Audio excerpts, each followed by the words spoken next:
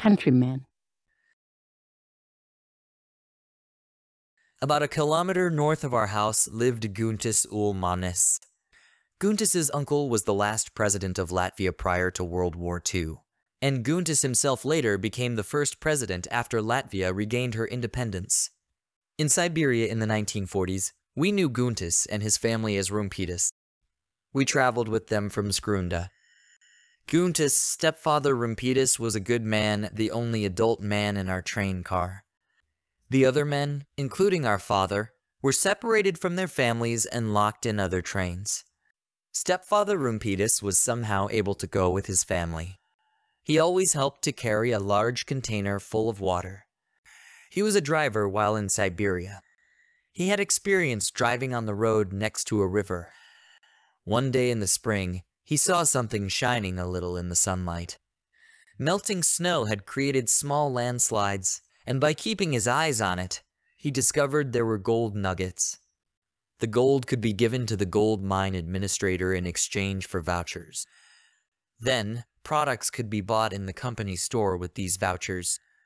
There were such products that we could not imagine even in dreams at that time: sugar, fine flour, chocolate. This is where our mother also handed over her wedding ring in exchange for food and products.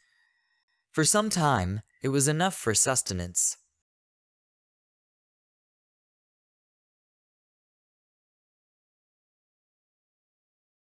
Our mother left us. The trees we were felling and sawing became large and thick beams. Some of the trees were so big that they would not go into the frame saw. The sides of the trees entering the saw were heavier than the trunks of the trees themselves. Mom's job was to remove the sides of the trees being sawed. I helped my mother as much as I could, but when she was lifting up the sides, she sprained her back and got a hernia.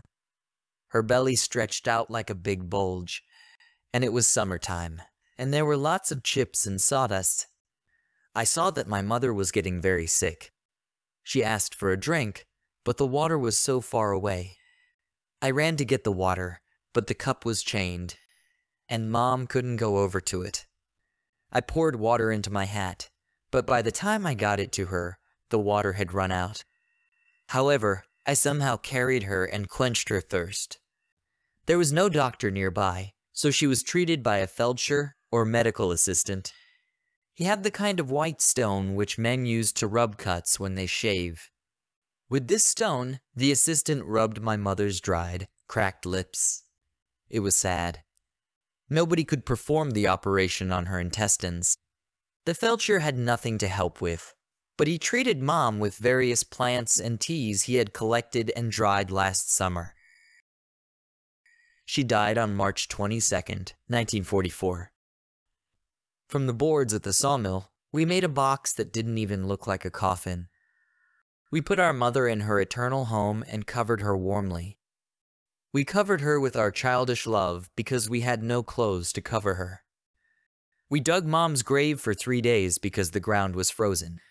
We dragged the coffin to the cemetery with a sled. Myself with Sister Zenta and brothers Amants and John, pulling the sled by a string. We took Mother to the cemetery, to her final resting place.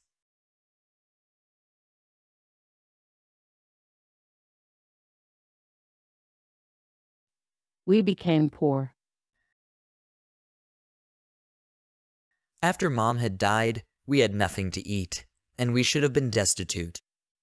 Instead, I went to other people's houses and asked to warm up. As I was warming up, the grown-ups started questioning me. I told them the whole truth, that our mother had died. We were 4 children left. I was the eldest, and my youngest brother was 5 years old. They gave me bread and potatoes. I cut off the tip of each potato so that there would be something to plant in the spring. It was necessary to think about the days ahead, so we did not have to stay poor. No matter how hard it was for us, I didn't take anything quietly by stealing. The locals saw how difficult it was for us. Many of the deported people passed away because of hopelessness. In the place where we were, the Russians were very friendly. They also had nothing, but shared the little that they had.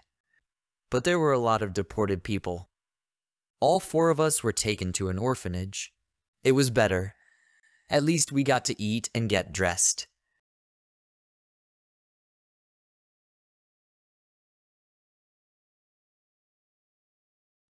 Back to home in Latvia.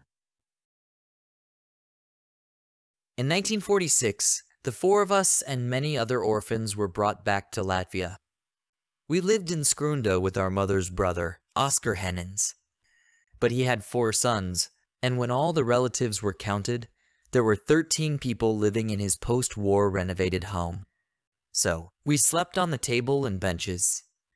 The local authority of Skrunda allowed us to move to our house on Ventas Street. We lived with my mother's sister Emma and our grandmother, whom we called Pumpurmati. We learned Latvian, which our youngest brother John no longer knew how to speak. Aunt Emma was our dear mother, and she made certain we could go to school in the fall. I learned to be a driver and drove cars. When I got tuberculosis, I worked lighter jobs. I bought a car called Zaporozhets, and in 1974 we all went to see Siberia and the places of exile in my car. I saw the highest mountain and recognized it. A strange feeling overwhelmed me. We wanted to visit our mother's grave. Of course, I would not have found a grave, but I would have found a cemetery. At the cemetery gate, I would have placed flowers of love for my mother and had a long talk with her in spirit. But a barbed wire fence blocked our way, and the cemetery was still a long way away. A guard there checked our documents, and the soldiers were surprised that women were issued passports in Latvia. I could not explain where Latvia was. All that they knew was that the Baltic Sea was about 5,000 kilometers away. They didn't believe that we had driven thousands of kilometers in such a worthless car. Due to our ruined childhood, dearest mother and dearest father, it was no obstacle. We could have traveled countless thousands more kilometers.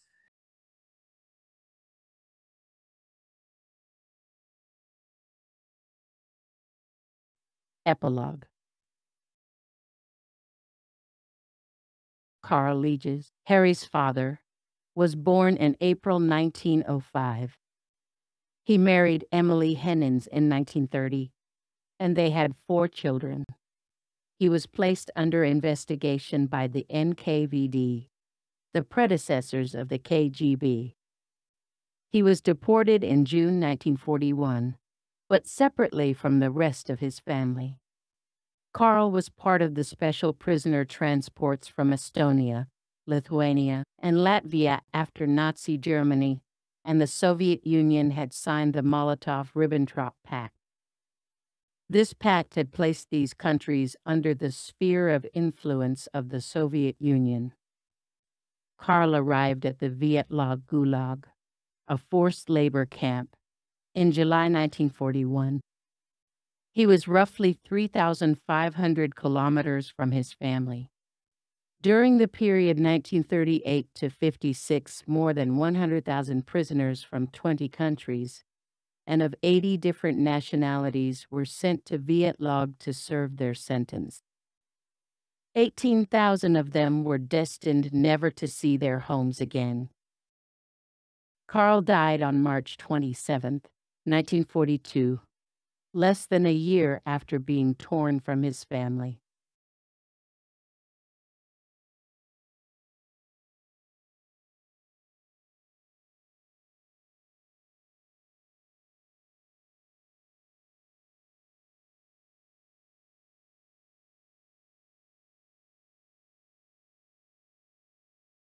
Sources: